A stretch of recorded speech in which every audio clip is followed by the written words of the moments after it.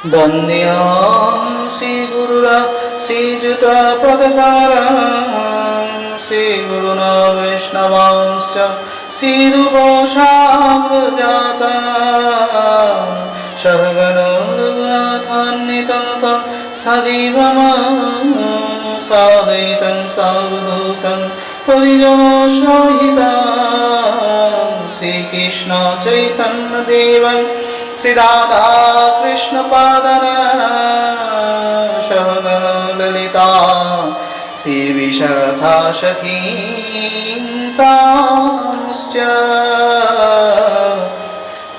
अज्ञानतिमिरान्धस्य ज्ञानाञ्जनशलाकया चक्षुरुन्मीलितं येन तस्मै श्री गुरवे नमो नमः। आनन्दनिलमय विग्रह हेमावदिव्यछवि सुन्दराय कृष्ण प्रेम रस प्रदायिने श्री चैतन्य चन्द्राय नमो नमः। नमो नलिनी नेत्राय वेणुर्वरद विनोदिने राधाधरो सुधापाने शलिने वनमालिने राधा रसिश्वरीं रम्यं गोविन्दं मोहिनीं परां विश्वभानुं सुतं देवी नमामि हरिप्रियां। वृन्दावै तुलसीदेवा वै प्रिया वै केशवश्च कृष्ण भक्ति पदे देवी सत्यवत्यै नमो नमः। वाञ्छाकल्पतरुभ्यश्च कृपा सिन्धुभ्येव च पतितानां पावनेभ्यो वैष्णवेभ्यो नमो नमः। हरे कृष्ण कृष्ण कृष्ण हरे हरे हरे राम राम राम हरे हरे। नमस्कार सुधी भक्तबिंदे श्री चरणे आमार प्रणाम। परमेश्वर भगवान श्रीकृष्णेर कथा तथ्य कथा पर्व 15 आपनादेर प्रणाम। भगवान श्रीकृष्णेर गुरुगृहे शिक्षा पर्यन्त आपनारा आस्वादन करेছেন। एरपरই যখন भगवान श्रीकृष्ण ঋষি বংশের শ্রেষ্ঠ পরামর্শদাতা উদ্ধবের সান্নিধ্য লাভ করলেন। উদ্ধব বৃহস্পতির শিষ্য ছিল। কালত উদ্ধব ভগবান শ্রীকৃষ্ণকে বড় ভালোবাসেন। বিদ্যায় বুদ্ধিতে জ্ঞানী, খুব উচ্চমার্গীয় ভক্ত। তবে উদ্ধব ভালোবাসার মর্ম বোঝে না। উদ্ধব জানে না কাকে প্রেম বলে। উদ্ধব জানে জ্ঞানই শ্রেষ্ঠ। কিন্তু জ্ঞান কি করে শ্রেষ্ঠ হবে বলুন তো? যে জ্ঞান কেবলমাত্র অহংকার দেয়, অধিকার দেয় না, সে জ্ঞান শ্রেষ্ঠ হতে পারে? তাই তো উদ্ধব ভগবান শ্রীকৃষ্ণের একদিনের এক অন্তর্দগ্ধ অবস্থা দর্শন করে ফেলে। পরমেশ্বর ভগবান শ্রীকৃষ্ণ শ্রীহরি সকলের মনোবাঞ্ছা পূর্ণ করে, কিন্তু তার মনের বাঞ্ছা কেউ বোঝে না। উদ্ধব প্রবেশ করলেন ভগবানের সেই অন্ধর মহলে। মথুরায় তখন ভগবান শ্রীকৃষ্ণ রাজকীয় সুখ অনুভব করে, কিন্তু সেই অনুভব তাচ্ছিল্য কিঞ্চিত বলে মনে হয়। ভগবান শ্রীকৃষ্ণ ভীষণভাবে কাঁদেন। তার অশ্রুপূর্ণ নয়ন জল বারবার বিলাপ করে। যদিও সৌম্য উদ্ধব তখন তার কাছে এসে জিজ্ঞাসা করেন, এ কি, তুমি তো ভগবান? তমহং ভগবান কৃষ্ণ ভক্তমেকান্তিং কশ্চিৎ गृहीता पाणिना पाणि प्रपन्याति হরি। হে প্রভু, তুমি সকলের সুখদাতা, তোমার দুঃখের কারণ একি? তোমার চোখে এভাবে জল কেন? তুমি কাদের জন্য কাঁদছ? তোমারও কি কারোর জন্য দুঃখ হয়? আমি তো কখনো ভাবতে পারিনি। হে প্রভু, তুমি কাঁদছ কেন? তখন ভগবান বললেন, হে উদ্ধব, আমি যে ওদের ভুলতে পারছি না উদ্ধব। সেই ভালোবাসা, সেই প্রেম, সেই আত্মনাদ আমার কর্মে এখনো যে বাজে। আমি চোখ বন্ধ করলেই সেই ব্রজের ভালোবাসা বারংবার অনুধাবন করি। উদ্ধব বললেন, কোথার কথা বলছো তুমি? ব্রজ বলতে কোন ব্রজ? আমি কি চিনি? প্রভু বললেন, হ্যাঁ গো হ্যাঁ, এই মথুরা থেকে বেশ খানিকটা দূরেই ব্রজ বৃন্দাবন ধাম। গোকুলে বাস করে আমার মা বাবা। উদ্ধব বললেন, তবে এরা কারা যারা মথুরায়? তিনি বললেন, এরা জন্ম দিয়েছেন, কিন্তু সেই ভালোবাসা দিতে পারেনি। জানো উদ্ধব, আমার মায়ের কথা বড় মনে পড়ে। আমায় সে কতই না ভালোবাসত। কখনো আমার জন্য দধি মন্থন করতেন, কখনো বা আমাকে বিশেষ সুখাদ্য খাইয়ে সুখ লাভ করতেন সেই মা। সে মাকে আমি যে এখনো ভুলতে পারছি না। জীবিত অবস্থায় আমি দৈহিক ঐকান্তিক সকল যন্ত্রণাকে অনুভব করছি। আমি সেই ব্রজরমণীদের ভালোবাসা উপেক্ষা করতে পারছি না উদ্ধব। উদ্ধব, তুমি পারো যদি তুমি তাদের কাছে যাও না। আমার বার্তা বহক হয়ে যাও। তারা কেমন আছে কে জানে? নিশ্চয়ই তারা আমাকে না পেয়ে, আমাকে না দেখে হয়তো অনাহারী দিন কাটাচ্ছে। শ্যামলী ধবলী কেমন আছে কে জানে? আমার বন্ধু সকল গোপগণ কেমন আছে কে জানে? যেন উদ্ধব, ওদের ভালোবাসা যেন আমাকে বারংবার ওদের কাছে টেনে নিয়ে যায়, কিন্তু কর্তব্যের শৃঙ্খলে বদ্ধ আমি কেমনে যাই? আমি যে গেলে আর ফিরে আসতে পারবো না উদ্ধব। যেদিন আমি ফিরে এসেছিলাম সেদিন আমার আঁখিতে জল, কেহ বোঝে নাই। আমার আখি ভরা জল, চোখে সব ক্ষয়। আমি দেখিয়া হেরিব মধুর বৃন্দাবন।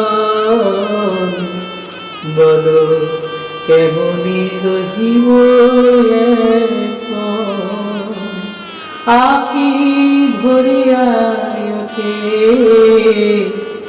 দেখিব সখী সখা মম হৃদি বৃন্দাবন। বলো জল ধরিব কেমনে এখন? আমার আখি ভরা জল, বিরহে পরে সর্বক্ষণ। বলো রাখিব কেমনে ধরে স্নেহ বাদনে তারে? ভাবে যে তারা সর্বক্ষণ। বলো আমার আখি ভরা জল, পরে আমার আখি ভরা জল। কবে হেরিব আমি মোহন ব্রজধাম? ফিরিব কেমনে আমি বলো সেই ব্রজধাম? আহা সেই ব্রজধাম।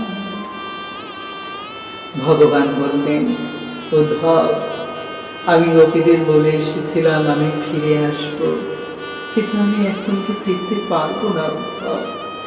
নিয়তি আমাকে ফিরতে দেবে না। বিধি যে এখানে বর্তমান, আমি চাইলে সব করব কেমন করে? যদিও আমার সব সম্ভব, তদিও আমি নিয়মের লঙ্ঘন করতে পারি না। তুমি ওদের বলো, আমি ওদের এখনো বড় মনে করি, বড় ভালোবাসি। ওরা ছাড়া যে আমি এক মুহূর্ত থাকতে পারি না। দেহ আমার পড়ে আছে মথুরাপুরী, মন কেবল রয়েছে ওদের সমগ্র অগ্রভাগে। উদ্ধব, যাবে তুমি? যাবে তুমি? ওদের কাছে যাবে বলো। ধর্মীয় কর্তব্য পরায়ণ ভগবান শ্রীকৃষ্ণ উদ্ধবের কাছে সব বললেন। তিনি বললেন সেই প্রেম মাতন্য গোপীগণের কথা। তিনি বললেন ললিতা বিশাখা সখীদের বিবরণ। তিনি বললেন শ্রীরাম সুদাম মধুমঙ্গলের সেই মধুর বিলাপ বার্তা তিনি নিয়ে যেতে বললেন নন্দ মহারাজের কাছে। উদ্ধব স্বভাবত প্রভুর আদেশ পালন করার জন্য সাদরেই বার্তা গ্রহণ করতে রাজি হলেন। ভগবান চিঠি লিখেছেন, কিন্তু তাতে কি লিখেছেন তা যে কেউই জানে না। উদ্ধবের সন্দেশ অর্থাৎ ভগবানকে পাওয়ার সেই মধুময় বাক্য নিয়ে চলেছেন উদ্ধব। তিনি যাবার সময় বলছিলেন, প্রভু আমাকে ওরা ঢুকতে দেবে তাদের গোকুল ধামে? প্রভু বললেন, কেন দেবে না উদ্ধব? এই ময়ূর পেখমখানি মাথায় নিয়ে যেও। উদ্ধব ভেবেছিলেন এটা মাথায় রাখা বোধহয় সম্ভব। খানিকক্ষণ বরাহটা মাথায় ধারণ করি বরাহটি মুহূর্তের মধ্যেই মন অন্যরকম হয়ে যাওয়ায় সেটিকে তিনি হাতেই রেখে দিলেন। ব্রজ বৃন্দাবনে যেতে যেতে তার গোকুলে প্রবেশ করতে গিয়ে বেশ খানিকটা ধুলো লেগেছিল সারা গায়ে। উদ্ধব গরুদের খুরের ধুলোতে একেবারে ধূলিত হয়েছে, কিন্তু সূর্যের মতন উজ্জ্বল ধূল। উদ্ধব তখন প্রবেশ করলেন বৃন্দাবন তথা ব্রজধাম। ঋতুমতী গাভীরা তখন বিষগুলির পিছনে লড়াই করতে করতে শব্দ করতে করতে চলেছে। চারিদিকে এক অপূর্ব বাতাবরণ। এই বৃন্দাবন ধামকে চারিদিকে কেমন করে আনন্দ দান করছে গোপ বালকগণ। এই বৃন্দাবন শ্রীকৃষ্ণ ছেড়ে চলে গেছে। অতি অতি গভীরভাবে ভাবতে লাগলেন উদ্ধব। চারিদিকে ভ্রমর কোল আনন্দে নিদান করছে, ধ্বনি বাজাচ্ছে তারা। রথগুলোতে হংস, বনগুলোতে ময়ূরের পেখম, কেওয়া ধ্বনি, ডালে ডালে বানরেরা বিলাপ করছে। অপূর্ব অনুভব করলেন উদ্ধব। কালক্রমে তিনি নন্দ মহারাজের আলয়ে প্রবেশ করলেন। মহারাজ নন্দ তখন কৃষ্ণ বিরহে বিলাপ বকছেন। কিভাবে বলল আমায় চলে যেতে? একবারও বলল না, পিতা যদি কখনো তোমার আমায় মনে পড়ে আমাকে দেখে যেও। শুধুই বলে দিল তোমরা চলে যাও। এমন নিষ্ঠুর কৃষ্ণকে ভুলবো কি করে? একাধারে যে ভোলা বড় কঠিন। নিজের দাড়িতে বারবার হাত ঘষে বলছেন, এই তো এখনই আমার গোপাল আমার দাড়ি ধরে টানবে আর বলবে, বাবা ও বাবা আমাকে খাইয়ে দাও। কিন্তু এগুলো যে কেবলই বিলাপ। উদ্ধব ধরে দরজার সামনে এসেই বললেন, মহারাজ নন্দ আছেন? মা যশোদা বেরিয়ে বললেন, গোপাল এসেছিস বাবা, আয় বাবা। এতদিন পরে তোর অভাগিনী মায়ের কথা মনে পড়ল। আমি যে তোর জন্য মাখন নবনী মন্থন করে রেখেছি বাপ আমার। আয় বাবা, ঘরে আয়। গোপাল স্নেহে আবদ্ধ যশোদামা গোপাল মনে করিয়ে উদ্ধবকে ঘরে নিলেন। যদিও উদ্ধবের রূপ খানিকটা কৃষ্ণের মতনই, কিন্তু মায়ের চোখে কাঁদতে কাঁদতে এক ধরনের নেবা পড়েছে।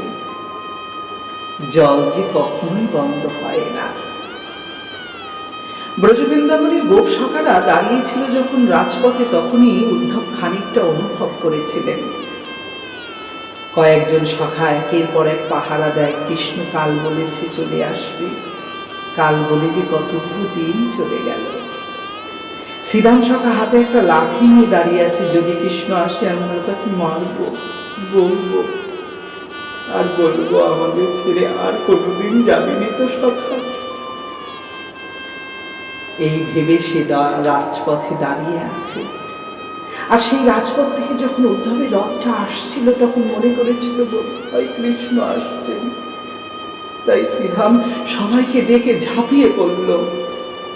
কিন্তু খানিক পরেই দেখলেন ধুলো রাশিতে মুক্ত যুক্ত সেই উদ্ধব তাদের চোখের জলে পরে পরিষ্কার হয়ে গেছে।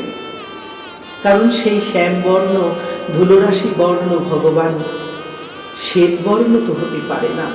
তক্ষুনি একজন সখা বলে উঠলেন, ওরে এ আমাদের সে কানাই নয় রে, এ নিশ্চয়ই ওই নিঠুর অক্রূরের কোনো বন্ধু হবে।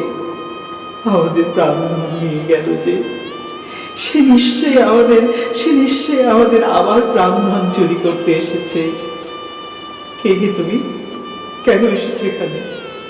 আমাদের কৃষ্ণের মাথার ময়ূরের পেখন্ত মাথাতে কেন কেন কেন? তিনি বললেন, কৃষ্ণ তোমাদের জন্য চিঠি পাঠিয়েছে, আমি তোমাদের কাছে বার্তা নিয়ে এসেছি। চাই না আমাদের কোনো বার্তা, চাই না, কিচ্ছু আমরা চাই না।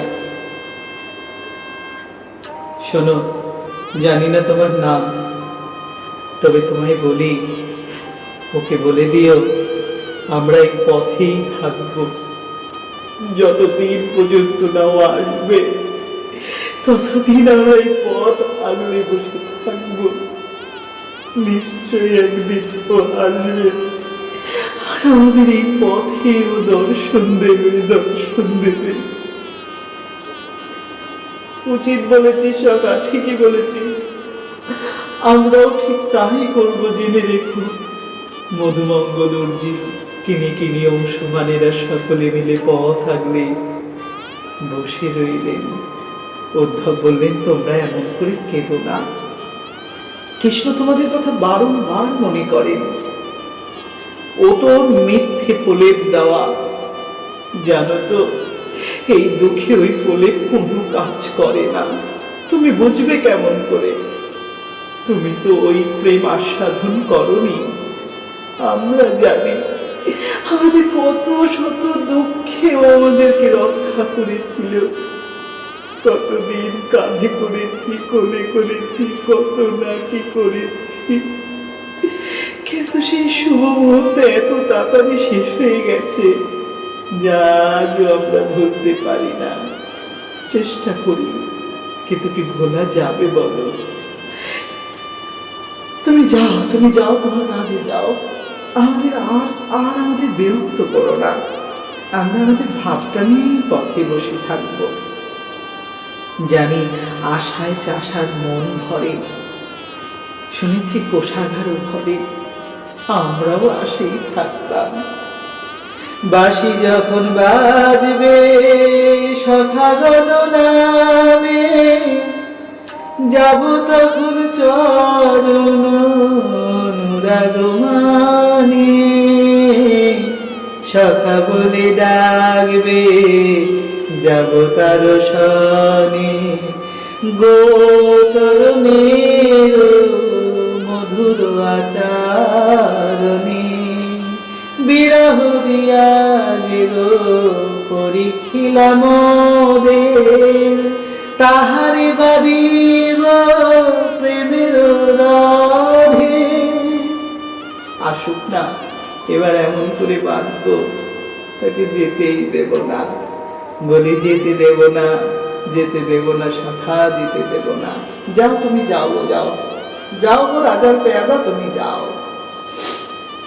খানিকটা অনুলিপিত কথা বলে সেই গোপ সখাদের অশ্রুধারায় সিদ্ধ উদ্ধব বলেছিলেন কিছু বয়স্ক গোপ ব্রজবাসীদের কাছে, আচ্ছা, এখানে নন্দ মহারাজা যশোদা মায়ের বাড়িটা কোথায় বলবেন?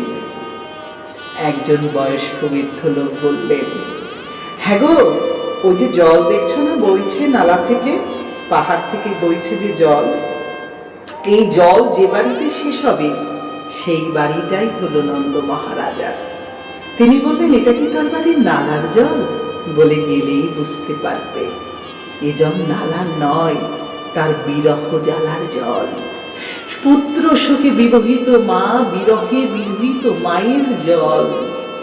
যাও, তবেই বুঝবে।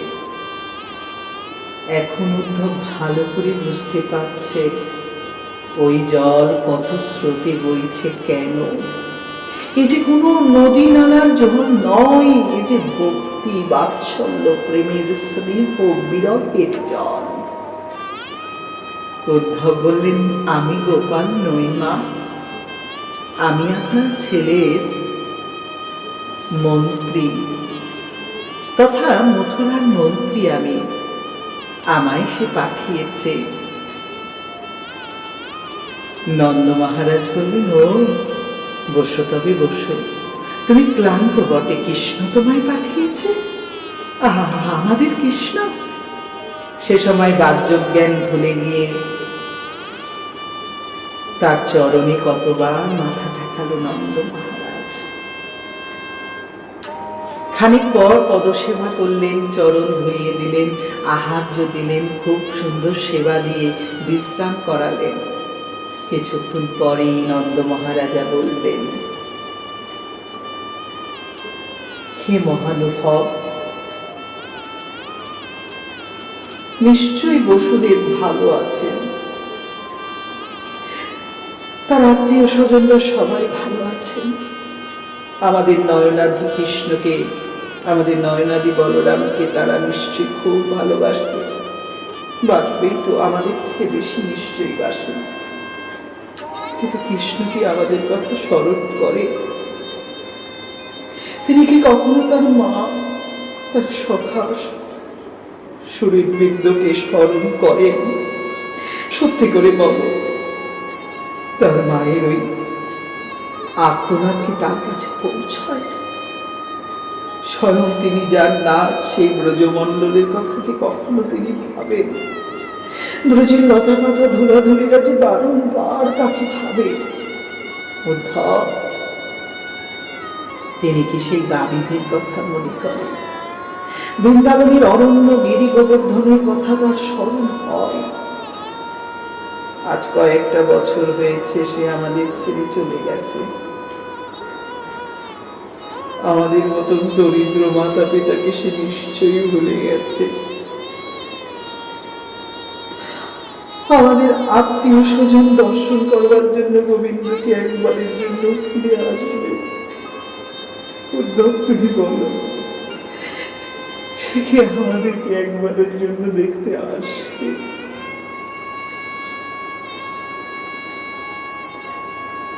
আপনারা ভাবতে পারেন এ বিষয় কি এরকমই ছিল? আমি বলবো আপনাদেরকে, এ বিষয় হয়তো আরো আরো আরো আরো অনেক করুণ ছিল। আমার মতন অধমজনী ব্যাখ্যা করার সাধ্য নেই, তবু প্রয়াস করছি। জানি না এই চোখের জল মিথ্যা কিনা, জানি না এটা অভিনয় কিনা, কিন্তু কেন জানি না মনে মনে হচ্ছে তিনি বোধহয় আমাদেরকেও এভাবে বঞ্চিত করেছেন। কারণ একদিন তার নাম যে করে তাকে ছেড়ে থাকতে পারে না। ভেবে দেখুন তো, সেই ব্রজগোপগণ, নন্দ মহারাজা, যশোদা, তাদের কেনই বা ওরকমটি হবে না? একবার সেই স্থানে গিয়ে দেখুন। নন্দ মহারাজা তখন তার দুনয়ন জল এমনভাবে পড়ছিল যে তা তিনি ভাবতে পারছিলেন না। তিনি বলেছিলেন, জানো উদ্ধব, তার অপূর্ব রূপ দর্শন করে সমস্ত ব্রজবাসীগণ মনে আনন্দে আনন্দিত থাকে। তার নয়ন যুগল নাসিকা, হাস্য সুন্দর মুখমণ্ডল দর্শন করতে কি আর কোনোদিন পারব? ওটাও জানো, তুমি জানো ও আমাদেরকে কিভাবে কিরকম করে ভালোবাসত। একদিন প্রচন্ড আগুন আমাদের সবাইকে গ্রাস করেছিল, তখন সে নিজে ওই আগুন পান করেছিল। প্রবল বায়ু আমাদেরকে কষ্ট দিচ্ছিল, বর্ষণ আমাদের কষ্ট দিচ্ছিল, ও নিজে আমাদেরকে রক্ষা করেছিল। বিষরূপী অসুর সর্পরূপী দাবানল সমূহ থেকে আমাদেরও বাঁচিয়েছে। আর শেষে কিনা আমাদের এই বিরহ যন্ত্রণায় পুড়িয়ে মারবে ইচ্ছে নিয়েছে। মহাত্মা কৃষ্ণের দ্বারা সুরক্ষিত ছিলাম আমরা, আর এখন আশা করি সেই কৃষ্ণের দ্বারাই আক্রান্ত। কৃষ্ণ প্রেমে আমরা বিশেষভাবে আক্রান্ত হয়েছি। আমাদের বাক্য হয়তো তার কাছে পৌঁছয় না। স্মরণ করি হে উদ্ধব, তখন আমাদের সকল জড়বন্ধন বিস্তৃত হয়েছিল, কিন্তু এখন যে আর তা হয় না। যে মুকুন্দ তার ক্রিয়া উপভোগ করত যে সমস্ত বনে পর্বতে, বৃন্দাবনের এই প্রত্যেকটি স্থানে তার চরণ দর্শন করি, তার ওই চরণ চিহ্নগুলোকে দর্শন করে আমরা চিন্তামগ্ন হই। জানো উদ্ধব, আজও সে আমায় বাবা বলে ডাকবে, এই আশায় আমি বসে থাকি, কিন্তু সে আর ডাকে না। কত না দিন তোমাদের মা যশোদা আহার নিহার সব ত্যাগ করেছে। জানো উদ্ধব, ওদের দু ভাইকে যখন নামকরণ করব মনে করেছিলাম, তখন এসেছিল গর্গাচার্য মুনি। স্বভাবত গর্গাচার্য মুনি সেদিন আমাকে ভবিষ্যৎবাণী করেছিলেন। সেই ভবিষ্যৎবাণী সত্য হলো। শেষ পর্যন্ত 10 সহস্র হস্তির মতন বলশালী কংসকে বধ করে সে মুষ্টি কোবালাপীরকে হস্তিকে বধ করেছে বলরাম শহীদ কৃষ্ণ। জানো তো, তারাই আমাদেরকে বলেছিল, চলে যাও, মথুরা থেকে চলে যাও। উদ্ধব, বুকটা ভেঙে যায়। জানো, মনে হয় এই প্রাণ রাখিব কেমনে। ভগবান তার লীলা করেছে, কিন্তু সেই লীলা যে আমাদেরকে ভীষণ করে কষ্ট দিয়েছে। এখন একসময় গজরাজ যেমন তার যষ্টি ভেঙে ফেলে, তেমনি তিনি তালবনের সমতুল্য ধেনুককে ভেঙে ফেলেছিল। তিনি কেবলমাত্র এক হাতে 7 দিন পর্বত ধারণ করেছিল। অবলীলাক্রমে সে আমাদেরকে ছেড়ে চলে গেছে। বৃন্দাবনে কত কিছু করল, সবাইকে কত আশ্বস্ত বিধান করল, বলল তোমাদের সবাইকে আমি রক্ষা করব, কিন্তু কোনো রক্ষা না করে সে চলে গেল। আজও তারা এক বেলায় সুযোগ হলো না। বলতে পারো উদ্ধব, কিভাবে থাকবো আমরা? নন্দ মহারাজার উৎকণ্ঠযুক্ত কথাগুলো শুনে মৌন হয়ে রইলেন উদ্ধব। অঝরে যশোদা মায়ের চোখে জল, সে যেন একই ধারায় বইছে, কখনো বাড়েও না, কখনো কমেও না। উদ্ধব সে যাত্রায় বুঝতে পেরেছিলেন কৃষ্ণ প্রেম সাধারণ নয়। প্রেমের যে অর্থ তা তিনি সেদিন অনুভব করেছিলেন। এরপরেই তো উদ্ধব ভগবানের কথামৃতগুলোকে শুনছেন, বুঝছেন। তিনি মা যশোদার অশ্রুপূর্ণ নয়নকে মোছাবে বলে যখন আঘাতে গেলেন, স্নেহবশত মা যশোদার স্তন তখন দুগ্ধে ভিজে গেছে, খরিত হচ্ছে দুগ্ধ।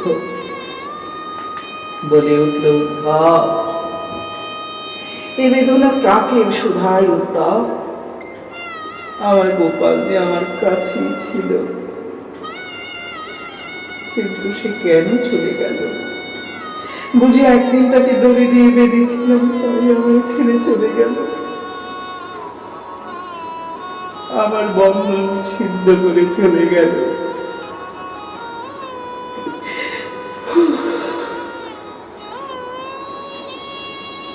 পরম পুরুষ, শুনেছি সে নাকি অনেক উন্নত উদ্ধব, কিন্তু তাকে তুমি বলে দিও তার অভাগী মা আজও অপেক্ষা করে। উদ্ধব বলে উঠলেন, হে নন্দ মহারাজ, সমগ্র জগতে আপনি মা যশোদা যথেষ্ট পরম সৌভাগ্যবান, শ্রদ্ধেয় ব্যক্তি, কারণ আপনারা জীবনে উন্নত, আপনাদের মতন গুরু স্বরূপ আমরা কখনো লাভ করিনি। বিশেষত আমার সৌভাগ্য যে জগতের গুরু জিনিস নিয়ে আপনাদের ঘরে পুত্ররূপে আপনাদের প্রেমময়ী ভালোবাসা বিকাশ ঘটিয়েছে। মুকুন্দ বলরাম দুই ভাই প্রত্যেকে বিশেষ বীর্য গর্ভস্বরূপে সৃষ্টা ও সৃষ্টির শক্তি। তাদের জীবনের হৃদয়ে প্রেম বিশিষ্ট হয়ে তারা এখানে আগমন করেছিল। জানি আপনারা পরম আনন্দে সেই দুজনের সেবায় যুক্ত ছিলেন। তাদের কাছে কেউ বিশেষ প্রিয় নয়, কেউ অধম নয়। প্রকৃতপক্ষে কৃষ্ণের কাছে কেউ আপনও নয়, পরও নয়। মহাভাগে বিলাপ করবেন না, দুঃখ করবেন না। কাঠের মতোই যেমন আগুন সুপ্ত থাকে, তেমনি তিনিও সবার মধ্যে আছেন। গুপ্ত হয়ে তাকে জাগাতে হবে, বিলাপ করবেন না। ন মাতা ন পিতা তস্য ন ভজ্য ন সুতাদরো নাত্মীয় ন পরশ্চাপি ন দেহ জন্ম এব চ। উদ্ধব বললেন, তার মাতা পিতা পত্নী পুত্র বা অন্য কোনো আত্মীয় নেই, কেউ তার সঙ্গে সম্পর্কিত নয়, তবুও কেউ তাকে অপরিচিতও নয়। সে তার কাছে সদাই পরিচিত। কেউ কোনো জড়দেহ দ্বারা উপভোগ করতে পারে তাকে, কিন্তু তার নিজস্ব কোনো জড়দেহ নেই, জন্ম নেই। ন চাস্য কর্ম বা লোকে সদসন্মিশ্রয়োজনিষু ক্রিয়াত্রাং সোহপি সাধুনাং পরিত্রাণায় কল্পতে। তিনি কেবল সাধুজনের রক্ষার্থে এই লীলায় শুদ্ধ আনন্দ দান করতে এসেছেন। প্রকৃতপক্ষে তার কোনো শুদ্ধ অশুদ্ধ মিশ্র পূজা জীবনে জন্মগ্রহণ লাভ করতে বাধ্য নয়। তিনি সকল কিছুতে পরম প্রভু। উদ্ধব তার জ্ঞান দিয়ে সেই সময় সব বোঝাবার চেষ্টা করলেন, শততম রজগুণের প্রকাশ বোঝালেন। ঘূর্ণির মতন অনেক কথা বললেন, কিন্তু দুঃখময় হৃদয়ে কথাগুলো তখন যেন খানিকটা প্রলোভনের প্রলাপ বলে মনে হয়েছিল। পরমেশ্বর ভগবান একমাত্র আপনাদের পুত্র নন, তিনি পরম ঈশ্বর রূপে। তিনি সকলের পুত্র, মা আত্মা, পিতা এবং মাতা। তাই তাকে আলাদা করে খোঁজার প্রয়োজন নেই। শ্রুত বা দৃষ্ট, অতীতে বর্তমানে বা ভবিষ্যতে স্থিতিশীল বা গতিশীল, বৃহৎ বা ক্ষুদ্র কোনো কিছুই ভগবান অচ্যুতের ব্যতীত নয়। ভগবান ছাড়া কোনো কিছুর অস্তিত্ব হয় না। যেহেতু তিনি সবার মধ্যে আছেন, তাই আলাদা করে আর ভাবার দরকার নেই। ভগবান শ্রীকৃষ্ণকে স্বরূপ চিঠিটি বন্ধনা করে যশোদার কাছে ব্যক্ত করলেন, নন্দ মহারাজের কাছে বললেন। তারপরে ব্রজরমণীগণ ভোর হতে না হতেই নন্দলায় ও নন্দ আলয়ের কাছে একটি রথ, সোনার উজ্জ্বল রথ দাঁড়িয়ে আছে দেখলেন। তারা ভীষণভাবে কৃষ্ণের জন্য তৈরি হয়েছেন, ভাবছেন আজকে হয়তো কৃষ্ণ আসবে। ব্রজরমণীগণ গোপীগণ ছিলেন, তারা ললিতা, বিশখা, চিত্রা, গলায় কণ্ঠহার, হাতে রত্নরাজি শোভিত হয়ে তারা নিজেদের আনন্দ উদ্ভাসিত করছে। ব্রজরমণীগণ যখন উচ্চেশ্বরে কমল নয়ন কৃষ্ণের মহিমা গান করছে, সেই গানের সঙ্গে মন্থন দণ্ড ধরেছে। একদিকে তারা দধি মন্থন করছে, আর একদিকে তারা গান করছে। দুটি সুর একসাথে ভেসে আনন্দ উপভোগ করাচ্ছে।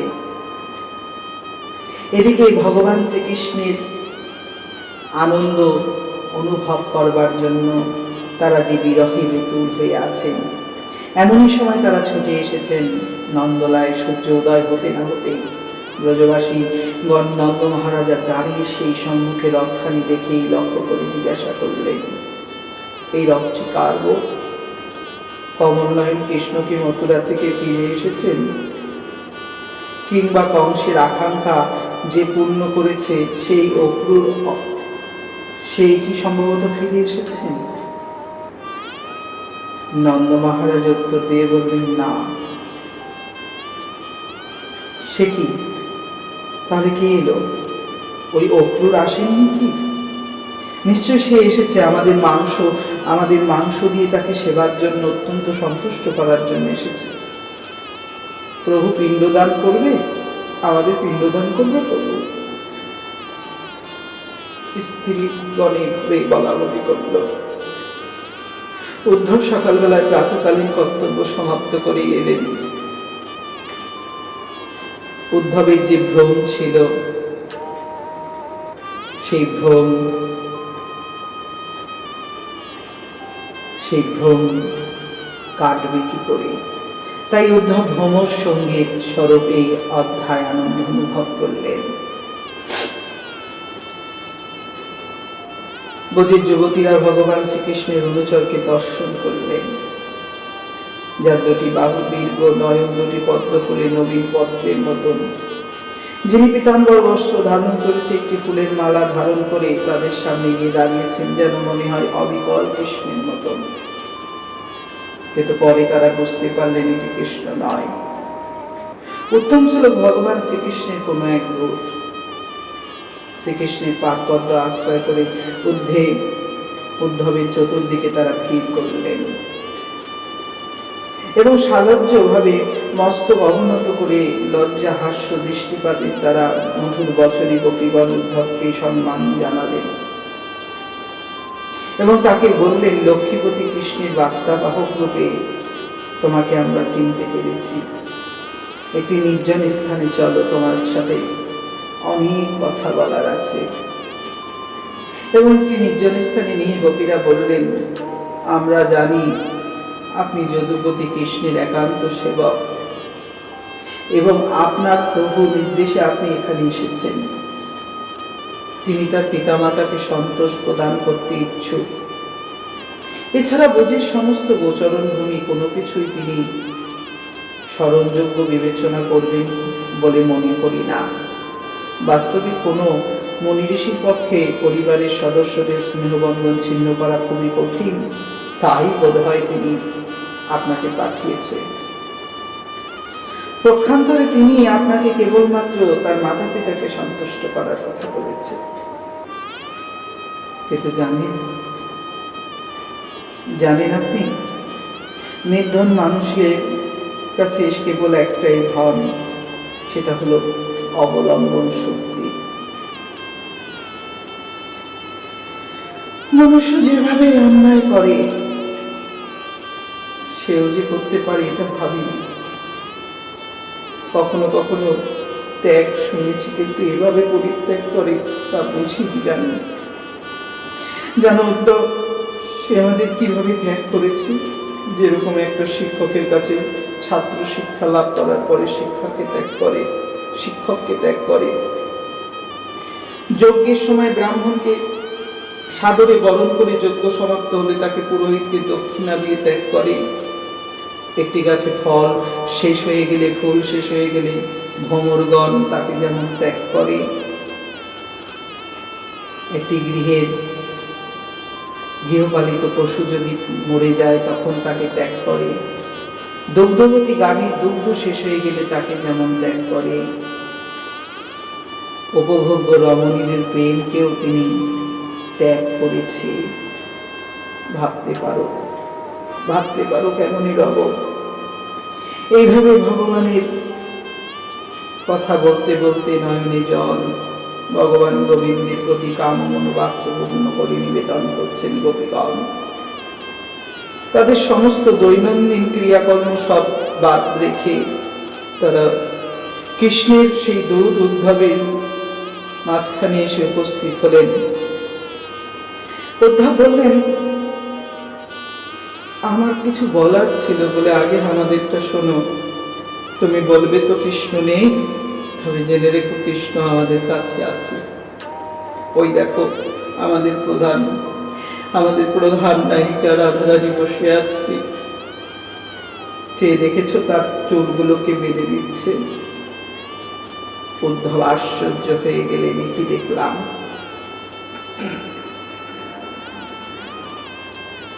উদ্ধব দেখলেন ভগবান কৃষ্ণ স্বয়ং তার চুল বাঁধছে। অবাক হয়ে বললেন, কি তুমি এখানে? কৃষ্ণ যেন বললেন, আমি সে নয়। কে বাবা তুমি? চিনি তো তোমার?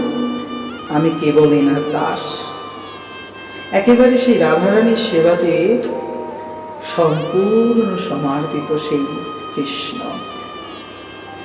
উদ্ধব খানিকক্ষণ পরে আবার দেখলেন সে নেই, এই আছে এই নেই, কোথা গেলে শ্যাম বলে যখন সলজ্জভাবে গোপীরা কাঁদছেন, স্মরণ করছেন, শৈশব কৈশোরের যে সমস্ত ক্রিয়া সম্পাদন করেছিল সেগুলো সব পরস্পর বলছেন। গোপীদের মধ্যে একজন যখন কৃষ্ণের সঙ্গে তার পূর্বকৃত সঙ্গ ধ্যান করছিল, তখন তাদের সামনে অর্থাৎ সেই রাধারানীর সামনে একটি ভ্রমর এলো, আর ভ্রমরটি উদ্ধবের সামনে এলেন। ভ্রমরটি রাধারানীর চরণকে যেই কিনা স্পর্শ করতে যায়, তখন ভ্রমরকে বলছে, ভ্রমর, ও ভ্রমর, আমাদের চরণ ধরো না গো। আমার এই চরণ তুমি ধরছো, নিশ্চয় প্রিয়তম তোমায় পাঠিয়েছে দূত করে। তবে যে তাকে বলো, ভ্রমর কইও গিয়া ওই ধূর্ত বন্ধুরে, যেন সে আসে না আমাদের ঘরে। তার লাগি না জলে হিয়া মন যে কাঁদে না,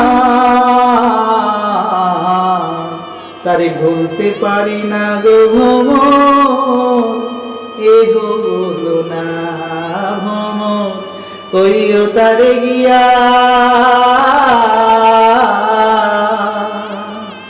সে বিনাই আর আমরা কাউকে আপন ভাবি না। ও ভ্রমর, জানো কি আর কই, তুমি ভ্রমর বার্তা বন্ধু হও, তোমায় কারে শুধাই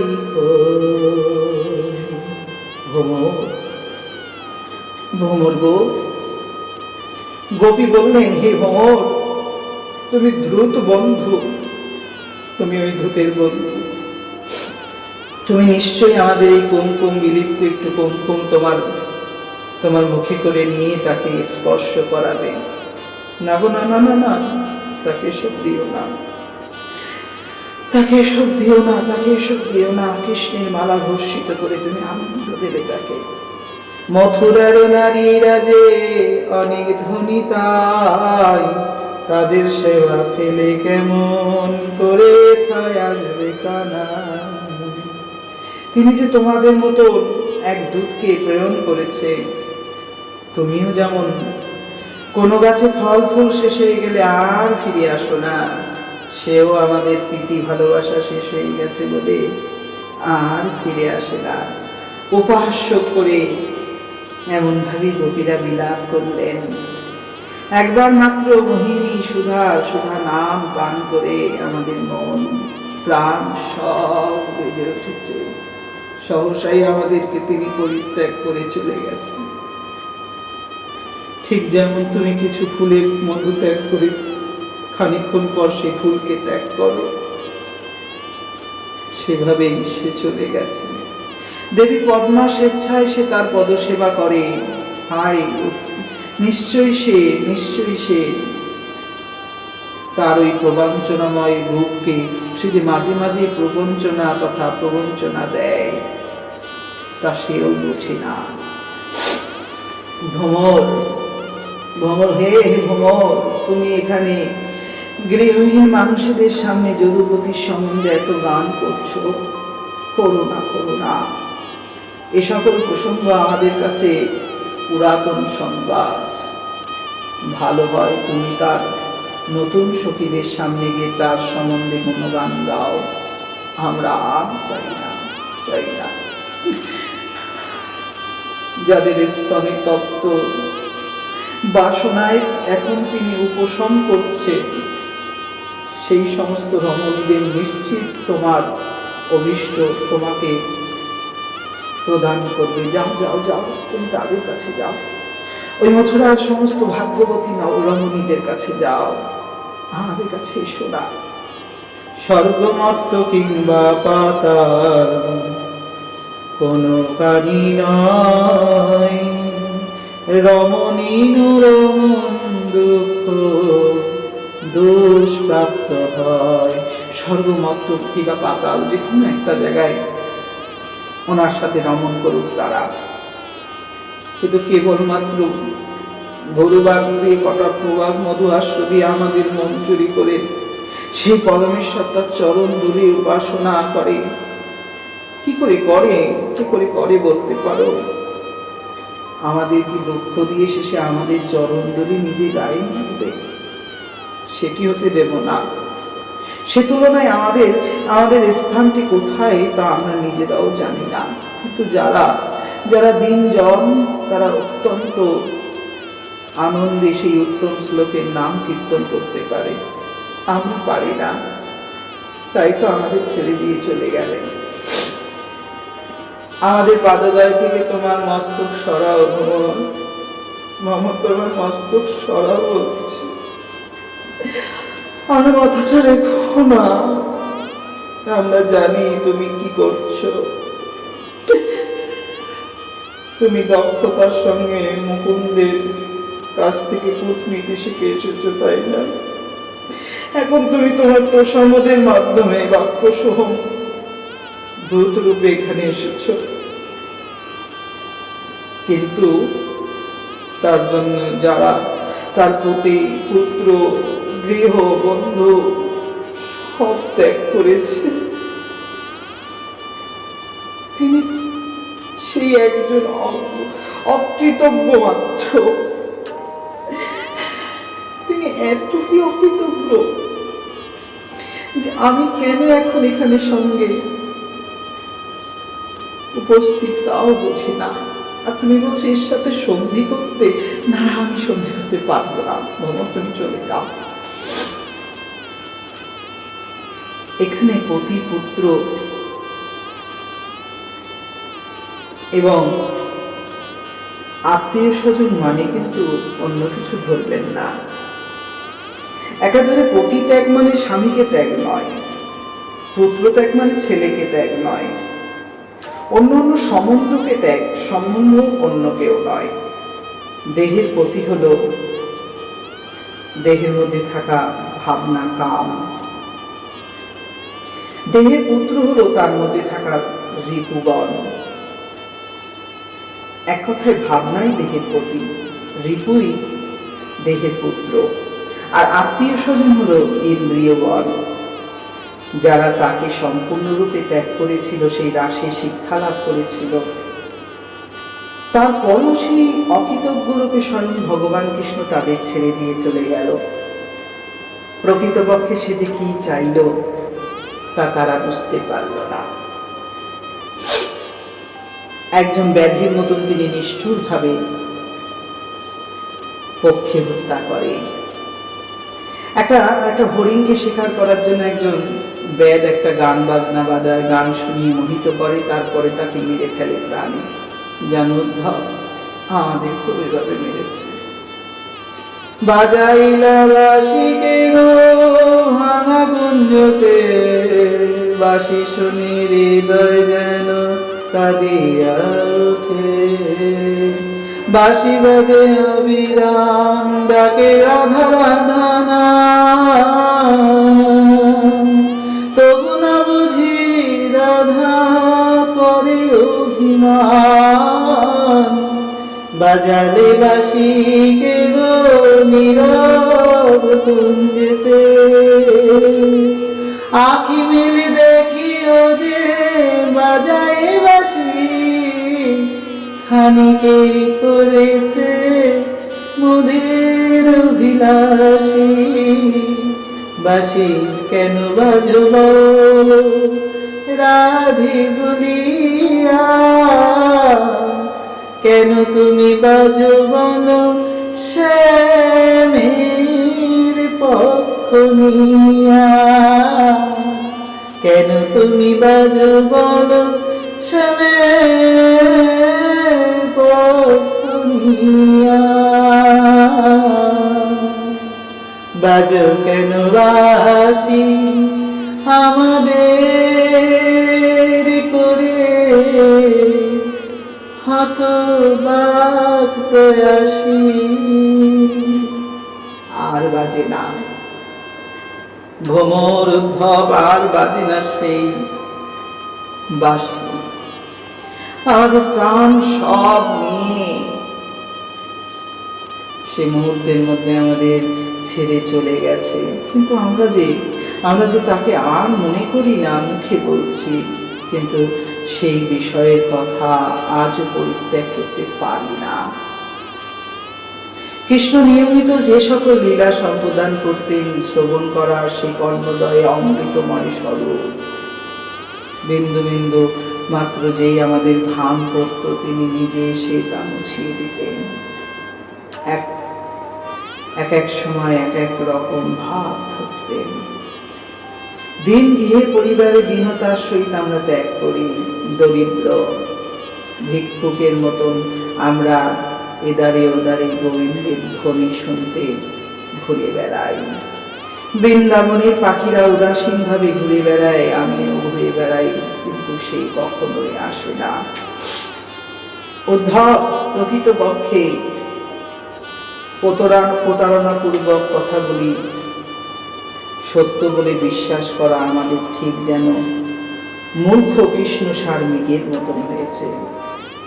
মূর্খ কৃষ্ণসার মৃগ যেভাবে যার কথা শুনে, যার গান শুনে তাকে বিশ্বাস করে, পরে প্রাণী মরে যায়, আমরাও তার কথা বিশ্বাস করে তার নখের স্পর্শে কামনায় পীড়িত অনুভব করতাম। হে দূত, দয়া করে সেই কৃষ্ণ ছাড়া অন্য কিছু বিষয় বলো, আমাদের আর ভালো লাগে না তার কথা শুনতে। হে আমার প্রিয় সখা, আমার প্রিয়তম কি তোমাকে আবার এখানে পাঠিয়েছে আমাদেরকে ব্যথা দেওয়ার জন্য? আমার তোমাকে সম্মান করা উচিত সখা, দয়া করে তুমি কি বর চাও, তুমি পছন্দ করো, কিন্তু কেন তুমি তার কাছে আমাদের নিয়ে যেতে ফিরে এসেছো? এই দাম্পত্য প্রেম ত্যাগ করা অত্যন্ত কঠিন। হে সৌম্য ভ্রমর, শেষ পর্যন্ত তার বধূ হচ্ছেন লক্ষ্মী দেবী, বক্ষস্থলে স্থান প্রাপ্ত হচ্ছেন সে, আমরা কিন্তু নই। সেই মথুরার নারীগণ তাকে পেয়েছে, আমরা নয়।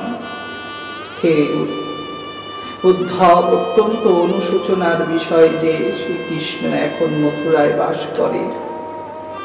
তিনি কি তার পিতৃগৃহের কথা, তার বন্ধুদের কথা, গোপ বালকের কথা স্মরণ করেন? হে উদ্ধব, তিনি কখনো আমাদের কথা এই কিরকিরি ডাক্তারদের বলেন? কবে তিনি অগ্র সুগন্ধযুক্ত তার হস্ত আমাদের মস্তকে ধারণ করবেন কিছু বলেছেন? একাধারে তারা বলছেন তার কথা শুনবো না, আর একাধারে বলছে তাকে ছাড়া যে অন্য কারো কথা বলবো না। এ সকল কথায় উদ্ধব তখন পুরো বিনম্র হয়ে গেলেন। গোপীগণেদের সঙ্গে সান্ত্বনা প্রদানের চেষ্টা করলেন। তিনি এইভাবেই সেই প্রেমময় বার্তা চিঠিটি খুলে বলতে লাগলেন ভ্রমর সঙ্গীতের মাধ্যমে। কইলা ভ্রমর প্রেমের বার্তালয়, ডাকিলে আসিবে সে গো দিয়া পরিচয়। যে যেমনে ভজে তারে সে সেমনে পায়, তোমাদের মতন ভাগ্যবতী আছে কোথায়? উদ্ধব বললেন, নিশ্চিত রূপে আপনারা গোপীগণ সর্বাসার্থকিতা লাভ করেছেন। আপনারা ধন্য পূর্ণ পরমেশ্বর ভগবান বাসুদেবের প্রতি আত্মসমর্পণ প্রীতি সমর্পণ করেছেন। দান, তপস্যা, ব্রত, হোম, জপ, বেদ অধ্যয়ন, সংযম পালন, অবশ্যই অন্য অন্য অনেক শুদ্ধ সার্থিক বিষয় ভগবানকে লাভ করা যায়। সেগুলো অনেক সময়ের ব্যাপার, কিন্তু ভগবান কৃষ্ণের প্রতি ভক্তি লাভ হয়ে থাকে যার, যে এইরূপ প্রীতি দেয় তারাই শ্রেষ্ঠ। আপনাদের মতন মহাভাগ্যবান দ্বারাই আপনারা অতি শ্রেষ্ঠ মানের শুদ্ধ ভক্ত উত্তম শ্লোকের উদ্দেশ্যে প্রতিষ্ঠিত করেছেন ভক্তি। মুনিগণের পক্ষে যা অত্যন্ত কঠিন তাহা আপনারা অতি সহজেই অর্জন করেছেন। আপনাদের মহাভাগ্যক্রমে আপনাদের প্রতি পুত্র, দেহী, স্বাচ্ছন্দ্য, আত্মীয় স্বজন ও গৃহ সংসার সব কৃষ্ণের নামে সমর্পণ করে পুরুষশ্রেষ্ঠ ভগবানকে স্মরণ করেছেন, যা অত্যন্ত উন্নত। হে পরম গোপীগণ, অধক্ষজ ভগবানের প্রতি ঐকান্তিক প্রেমের অধিকারবান দাবি করেছেন আপনারা। এক প্রকার আপনাদের মতন সৎ নিত্য কৃষ্ণ বিরহ বিহল হওয়া সবার পক্ষে সম্ভব নয়। এই ঘটনা একের পর এক সত্যের প্রকাশ করে। আপনাদেরকে আমি প্রণাম জানাই। আপনারা আমাকে কৃপা করবেন। এ যা দেখলাম, এ যা বুঝলাম, তাতে কেবল একটু আশা আপনাদের কৃপা যেন পাই। হে ভদ্রাগণ, এখন আপনাদের প্রিয়তমের বার্তা শ্রবণ করুন। আমি আপনাদের কাছে প্রভুর একান্ত সেবক রূপে আপনাদের কাছে উপস্থিত করলাম। এই বার্তাখানি শ্রবণ করুন। ভগবান বলেছে, প্রকৃতপক্ষে তোমরা এখন আমার থেকে বিচ্ছিন্ন নও, কারণ আমি সকলের সৃষ্টি আত্মা। কিন্তু যেমন আকাশ, বায়ু, আগুন, জল, মাটি, প্রকৃতি এই সকল উপাদানগুলির সৃষ্টি জাত প্রতিটি বিষয়ের মধ্যে বর্তমান, তেমন আমি প্রত্যেকের মধ্যে মন, প্রাণ, ইন্দ্রিয়ের মধ্যে উভয় উপাদানগুলি জড়ার উপাদানগুলির মধ্যেও বর্ধমান তথা বিদ্যমান হয়ে আছি। আমাকে বর্তমানে সেখানেই তোমরা লাভ করতে পারবে। আত্মন্যবাত্মনানাং সৃজেহানুপালয়ে আত্মমায়ানুভাবেন ভূতেন্দ্রিয়াত্মনা। ভৌম উপাদান, ইন্দ্রিয় আদি প্রকৃতির গুণগুলি অত্যন্ত অন্তর্ভুক্ত আমার মধ্যে। তাই আমি সবার মধ্যে, সবাই আমার মধ্যেই আছে, আলাদা কিছু নয়। শুদ্ধ চেতনাময় তথ্য জ্ঞান লাভ করেই আমাকে পাওয়া সম্ভব। যিনি প্রকৃতপক্ষে এই সমস্ত জ্ঞান লাভ করেছেন তিনি অচিরেই আমাকে পেয়েছেন। ঘুমে স্বপ্ন দেখার মতন বিলপ আবেগ কখনো ভক্তির পথে নয়। ক্রিয়াকলাপের মাধ্যমে আমাকে লাভ করা, আমাকে ধ্যান করা, সমস্ত বিষয়ে আমাকে অনুসরণ করাই জীবের মূল কারণ। যদিও দেবতাদের পুজো অনেকেই করেন, কিন্তু কালক্রমে তা আমার কাছে এসেই পড়ে। সমুদ্রের ছোট ছোট নদীগুলোর সব জল যেভাবে এসে পড়ে, যখন বর্ষা হয় পাহাড় পর্বতে সেগুলো সব আস্তে আস্তে নদীতে যায়। নদীর জল আস্তে আস্তে যখন জোয়ার ভাটা লাভ করে তখন সে সমুদ্র প্রাপ্ত হয়। অচিরেই মনুষ্যের সমস্ত তপস্যা, সন্ন্যাস জীবন, ইন্দ্রিয় দমন আদি সব কিছুই চরম প্রাপ্তি আমারই চরণে। গোপীগণ, তোমরা আর কেঁদো না, কেননা আমি তোমাদের দৃষ্টির পথে পরম প্রিয় বিষয় হয়ে থাকব। আমি তোমাদের কাছেই আছি, বহু দূরে রয়েছি এটা তোমাদের ভাবনা, ভেবো না। তাই প্রকৃত কারণ আমি তোমাদের পরম প্রীতি, আমি তোমাদের পরম প্রভু। প্রীতি প্রভু মনোসংযোগের জন্য আরো তীব্রতা তৈরি করার জন্য আমি তোমাদের কাছ থেকে দূরে এসেছি। তোমাদের মন আমার আরো কাছে আকর্ষণ করতে চাই, তাই আমি তোমাদের থেকে দূরে আছি। গোপীরা, সখীরা, এমন কিছু ভেবো না, আমি তোমাদের বড্ড ভালোবাসি। যখন প্রিয়তম অনেক দূরে চলে যায় তখন সেই নারী তাকে সামনে উপস্থিত থাকার চেয়েও বেশি চিন্তা করে এবং ভালোবাসে। তাই বিরহ না হলে যে প্রেম পেকে ওঠে না, বিরহ বেদনা না আসলে যে পাওয়ার আনন্দ হয় না। যেহেতু তোমাদের মন সম্পূর্ণরূপে আমাতে মগ্ন এবং অন্য সকল বিষয় হতে মুক্ত হয়ে সর্বদা তোমরা আমাকে স্মরণ করছো, তাই অতি শীঘ্রই তোমাদের মাঝে আমি আবার আমাকে প্রকাশ করব, আবার আমাকে তোমরা লাভ করবে। যদিও কয়েকজন গোপী ব্রজে থাকতেও সেই রাত্রে অরণ্যে প্রবেশ করতে পারেনি, কারণ সে সময় তাদের কাজ ছিল বয়সের কারণে। যদিও এই রাসক্রিয়া শ্রবণ করেছে, অংশগ্রহণ করেছে, তাতে তারা সহ্যশালী লীলাগুণ স্মরণের মাধ্যমেই আমাকে লাভ করেছিল। ঠিক তোমরাও লাভ করবে আমাকে।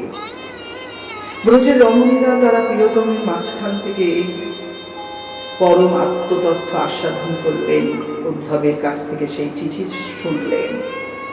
বার্তা শ্রবণের পর ব্রজ রমণীগণ স্নেহ বিভোর হয়ে উদ্ধবকে জিজ্ঞাসা করলেন তিনি এখন দেখতে কেমন হয়েছে, তার চোখটাকে এখনো তেমন, তার চরণকে এখনো তেমন, কার কার দ্বারা তিনি সেবা পায়।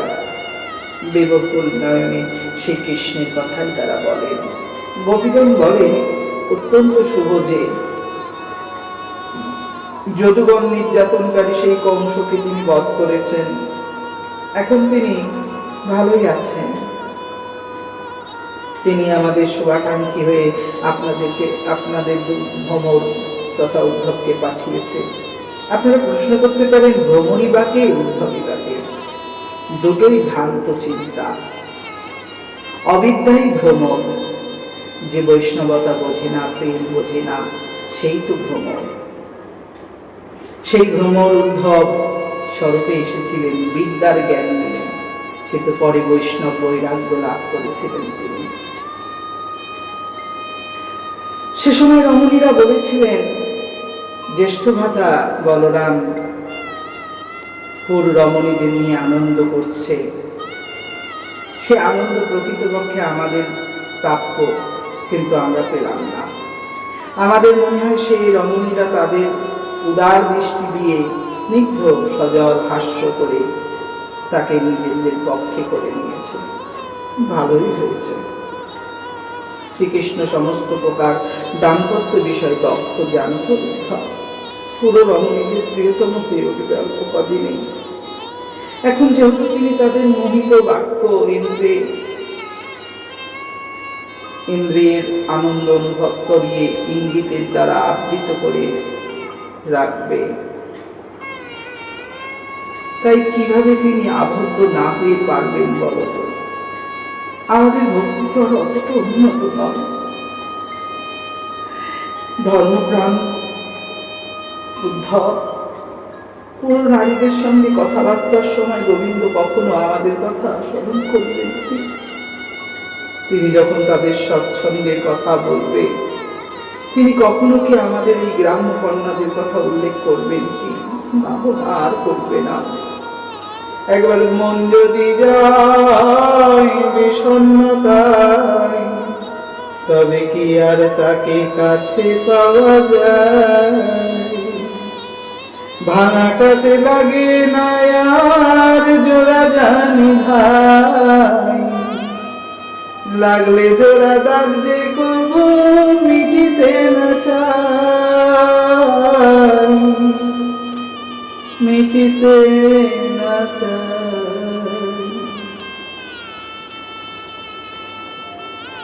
কুমকুম কুণ্ডল ফলজ্জ হর্ষ চন্দ্রবিন্দু স্বয়ং বৃন্দাবনের অরণ্যগুলি থেকে রাত্রিগুলোতে তিনি যেভাবে আনন্দ করেছিলেন, তা কি তিনি মনে করেন? তার প্রিয়তমা সখীগণের কথা আমরা এখন যে মধুর মহিমা স্তব করছিলাম, চরণের নূপুর সঙ্গীত নিবেদন, রাস নৃত্য মণ্ডলীর মধ্য দিয়ে তিনি যে আমাদের সঙ্গ উপভোগ করেছিলেন, সেগুলো কোনোটাই কি তিনি আর মনে করবেন? না না না, না। তার জন্যই এই সমস্ত সন্তপ্তের ব্যাপার। তার সঙ্গে আমাদের অঙ্গের স্পর্শ ছিল, সঞ্জীবনীর মতন কাজ করত। দশহ বংশে সেই পুরুষের এখানে ফিরে আসবেন কি তোমার মনে হয়? না গো না, শুধু এই সান্ত্বনা দেওয়ার কতগুলো কথা লিখে পাঠিয়েছি। যেভাবে দেবরাজ ইন্দ্র তার সজল মেঘরাশি দিয়ে অরণ্যকে সঞ্জীবিত করে, তিনিও আমাদের সেইভাবেই রক্ষা করবেন। মনে করছো তাই? করবেন না, করবেন না। কিন্তু তার শত্রুদের নিহত করে রাজ্য জয় করবার পর, রাজকন্যাদের বিবাহ করবার পর কেন সে এখানে আসবে বলতো? কি আছে আমাদের কাছে? নাইকো ভক্তি, নাইকো শক্তি, নাইকো নয়নে জল। কি দিব তারে, কি পুজিব বলো? বলো কেমনে তুষ্ট করিব তাকে আমরা? আমাদের কি আছে, কি আছে? শুভাকাঙ্ক্ষীর দ্বারা বেষ্টিত হয়ে সে তুষ্টই রয়েছে। মহাত্মা কৃষ্ণ শ্রী লক্ষ্মী দেবীর অধীশ্বর, তিনি আকাঙ্ক্ষা করেন আপনা থেকেই তা অর্জনও করেন। তিনি যখন ইতিমধ্যেই স্বয়ং সম্পূর্ণ, তখন কিভাবে আমরা বনবাসীরা সেই বা অন্য রমণীরা তার উদ্দেশ্য পূর্ণ করতে পারি? পারি না, পারি না। বারাণসীর পিঙ্গলারা ঘোষণা করে যে প্রকৃতপক্ষে তারা আশা ত্যাগ করে সুখে, কারণ তারা একজন যায় আর একজনকে ধারণ করে, কাউকে মন স্থির করে দেয় না। কৃষ্ণ কি পাওয়ার জন্য আমাদের আশা ত্যাগ করতে পারছি না বটে, তবে আমরা চেষ্টা করব, না হলে যে আমরা আর রইতে পারবো না। নিঠুর কালা দিলেন বিরহ জ্বালা, জ্বালা নিঠুর কালা দিলেন বিরহ জ্বালা। ঘরে রইতে নাহি পারি আমরা মন বিরহে, আমরা জ্বলিয়া পড়িয়া মরি বিরহ আগুনে।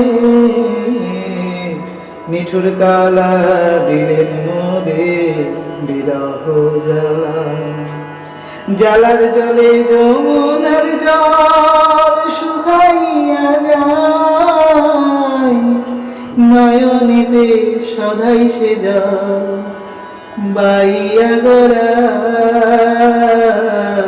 নিঠুর কালা দিলেন জ্বালা বিরহেতে তার, নিঠুর কালা দিলেন জ্বালা বিরহেতে তার। বিরহ আগুনেতে ওরা এলো আমাদের সবাই, কি জানি কি ভাবি সে গো মনে,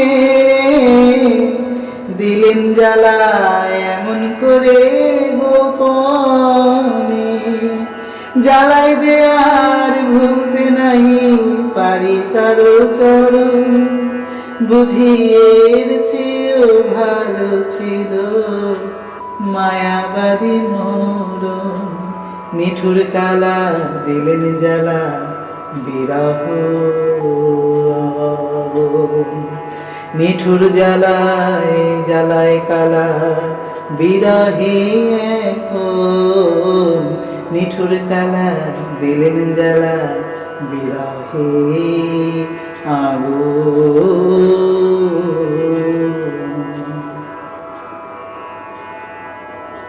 ভগবান উত্তম শ্লোকের সঙ্গে অন্তরঙ্গ বার্তালাপ পরিত্যাগ করা সম্ভব নয়।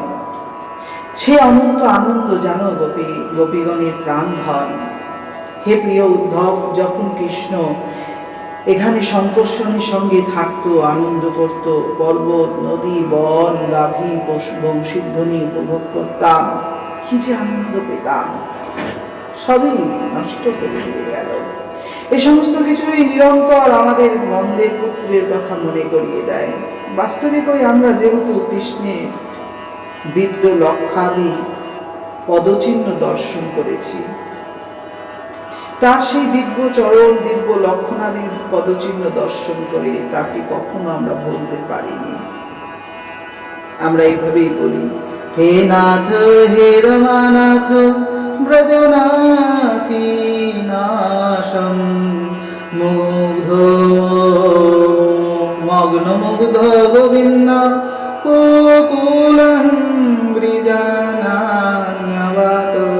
হে নাথ, হে প্রভু, হে রমনাথ, হে ব্রজনাথ, হে সকল দুঃখ বিনাশক গোবিন্দ, দয়া করে দুঃখের সাগরে নিমগ্ন আমাদের গোকুলবাসীদের আপনি উদ্ধার করুন।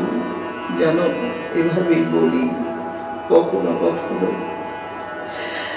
আত্মক্রোধ করি, কিন্তু সবই যেন বিফল, কিছুই সে শুনে না। কৃষ্ণের এই বার্তা আমাদের বিরহ জ্বর দূরীভূত করবার চেষ্টা করল মাত্র, কিন্তু তা হয়নি। গোপীরা তৎপর উদ্ধবকে তাদের ভগবান কৃষ্ণের থেকে অভিন্ন হৃদয়ঙ্গম করে তার পুজো করেছিলেন, কারণ কৃষ্ণ কথা যে বলে সে যে কৃষ্ণ সম, কৃষ্ণের চিঠি যে নিয়ে আসে সে যে কৃষ্ণের সম, কৃষ্ণের কথা যিনি সবাইকে দান করে সে যে কৃষ্ণ সম।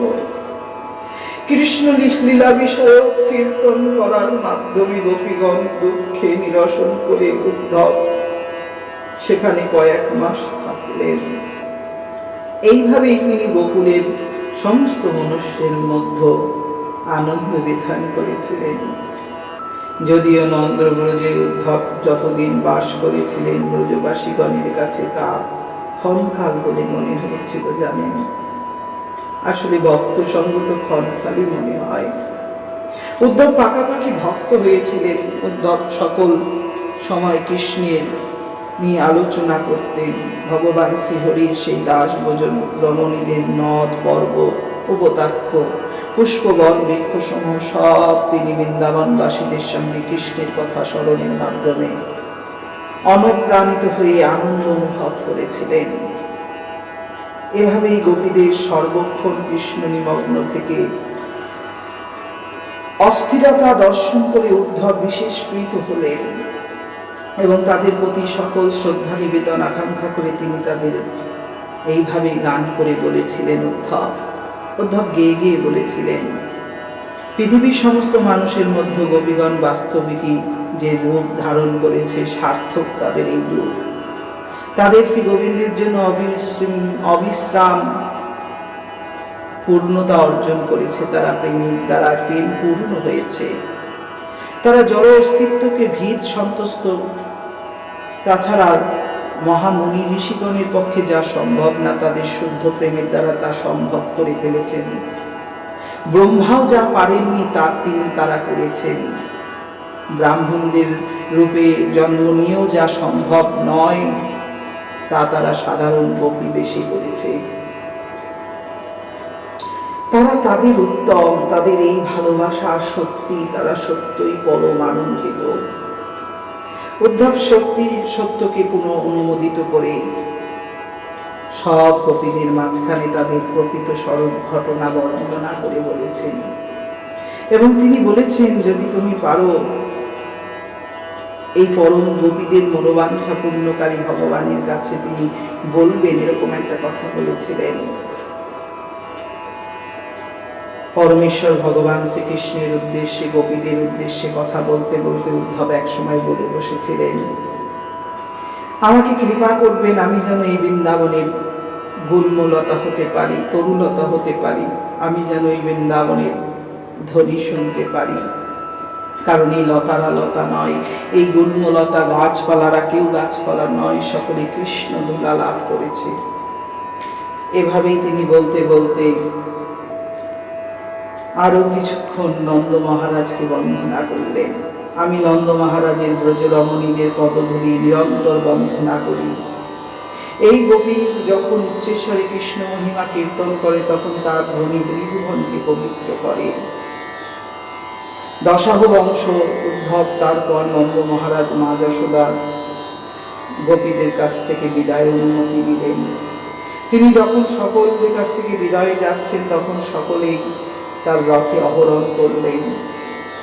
উদ্ধব যখন যাত্রার দিকে ধাবিত, তখন নন্দ অত্যন্ত কষ্ট পাচ্ছিলেন। অন্য সকলেরা বিভিন্ন পুজো সামগ্রী দিয়ে দিলেন তার জন্য। তাদের অশ্রুপূর্ণ নয়নের উদ্দেশ্য করে বলতে লাগলেন।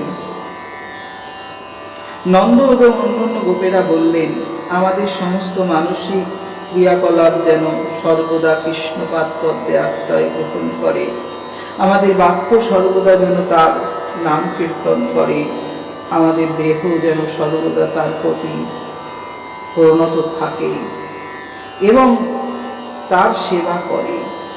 দেখেছেন তো কি উত্তমভাবে বললেন তারা বললেন, এই দেহ, এই বাক্য, এই মন তার ছাড়া যেন আর অন্য কারো না হয়।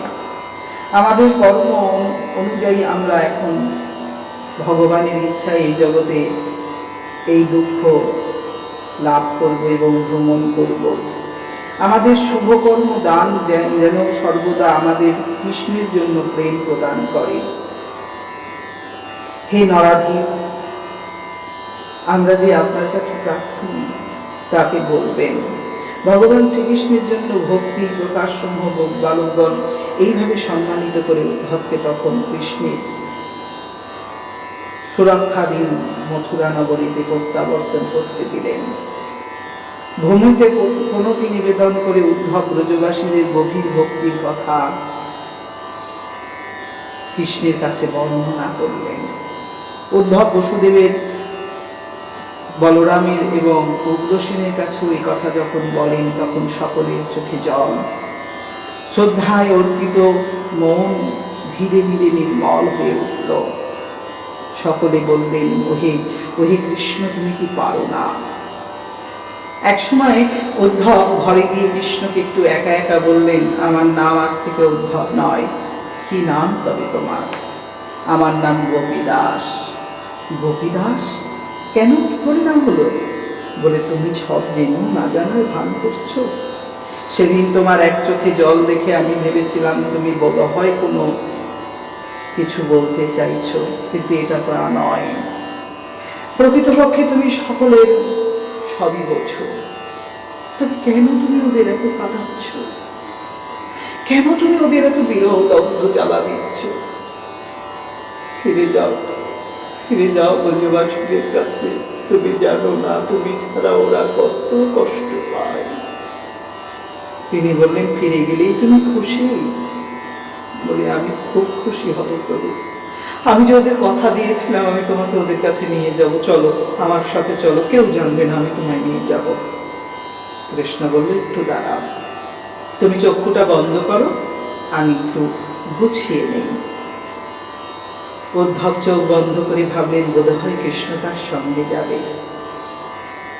কিন্তু 5 মিনিটের মধ্যে কৃষ্ণ যখন উদ্ধবকে চোখ খুলতে বললেন, স্বয়ং ভূত পরিপ্রকাশয়ং গোপী বৃন্দাবনম নিজ অঙ্গ অঙ্গ রঙ্গা রঙ্গে রঙ্গীন মাধবম গোবিন্দ দামোদর মাধবেতি গোবিন্দ দামোদর মাধবেতি। জ্ঞান সম্পন্ন ব্যক্তিদের জন্য বৈরাগ্য প্রয়োজন আছে, তাই শিক্ষা দিতে ভগবানই লীলা করলেন। প্রকৃতপক্ষে পরমেশ্বর ভগবান শ্রীকৃষ্ণ উদ্ধবকে যখন চোখ খুলতে বললেন, উদ্ধব চোখ খুলেই দেখলেন সেখানে ললিতা, বিশাখা, শ্রীদাম, সুদাম, দাম্ব, সুদাম, রাধারানীর সঙ্গে গোবিন্দ, একাধারে নন্দ মহারাজা, যশোদা, ব্রজগোপু মণ্ডলী সকলই বিরাজভূত। মুহূর্তের মধ্যে মথুরা রাজবাড়িটা বৃন্দাবন ধামে রূপান্তরিত হয়ে গেল এক ক্ষণের জন্য। তিনি তড়িঘড়ি গিয়ে প্রভুকে প্রণাম করে বললেন, এ কি দেখলেন প্রভু? তবে ওটা কি ছিল? বলে, ওটাই ছিল ভ্রম তথা ভ্রমরের ভুল ধারণা। ভ্রমর কখনো কখনো মনে করে সব ফুলেই মধু আছে, কিন্তু সে জানে না কোনো কোনো ফুলের মধু তিত হয়। সব মধু মিষ্টি নয়, মধু মানেই যে মিষ্টি নয়। প্রকৃতপক্ষে সব জায়গায় আনন্দ নেই, আনন্দ কেবল সেই প্রেমানন্দময় হরি কথা, হরিচরণে, হরিস্মরণে আছে। সেই আনন্দের জ্ঞান বৈরাগ্যের মাধ্যমে লাভ হয়, কেবল জ্ঞান মার্গে নয়। জ্ঞান মার্গ ও বৈরাগ্য মার্গ দুটি একসাথে মিলিত হলেই প্রেম ভাব উদয় হয়। অজ্ঞানী ব্যক্তি কখনো আগাতে পারে না, অবৈরাগী ব্যক্তি কখনো খুঁজে পায় না তাকে। একাধারে বলা যায়, অন্ধ ব্যক্তি যতই দৌড়াবার চেষ্টা করুক সে দৌড়তে পারে না, খানিক পরে খাদে পড়ে যায়। আবার যার চোখ আছে কিন্তু পাটা খোঁড়া, সে কিন্তু চেষ্টা করলেও দৌড়তে পারবে না, কারণ সে খোঁড়া। দুটোই হলো সমান্তরাল। জ্ঞান থাকলে বৈরাগ্য না থাকলে হবে না, বৈরাগ্য থাকলে জ্ঞান না থাকলে হবে না।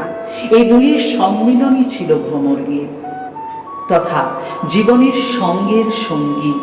জীবনের সঙ্গের সঙ্গী, বৈষ্ণবতার সঙ্গের সঙ্গী হলো জ্ঞান আর বৈরাগ্য। উভয়টা না থাকলেই সম্পদ কৃষ্ণকে পাওয়া যাবে না, বিপদ লাভ হবে। এই শিক্ষাই শ্রীমদ্ ভাগবতের কৃষ্ণতত্ত্ব পর্ব 15-তে আপনাদের কাছে পূর্ণরূপে দান করার চেষ্টা করলাম। যদিও অধমে কোথাও আপনাদের মনে বেদনা দান করে থাকে, বা এই কোনো সুর নেই তো অসুরও ব্যক্তি চেষ্টা করেছি দু একটা সঙ্গীতের কয়েকটা পাই ধরে নিজের ভাবটাকে ব্যক্ত করতে, ধৃষ্টতা মার্জনা করে দেবেন। যদি দাসের কোনোটা পছন্দ হয়ে থাকে, দোষ না লাগে, তাহলে অন্যকে অবশ্যই বিলাবেন। চ্যানেলটা যদি সাবস্ক্রাইব না করে থাকেন অবশ্যই করবেন। বাঞ্ছা কল্পতরুভ্যশ্চ কৃপা সিন্ধুয়েব চ পতিতানাং পাবনেভ্যো বৈষ্ণবেভ্যো নমো নমো। ইয়া যত বৈষ্ণবাচ সবাকারে নমস্কার। এতে অপরাধ যেন না হয় আমার, হইয়াছেন হবেন যত গৌর ভক্ত বৃন্দ।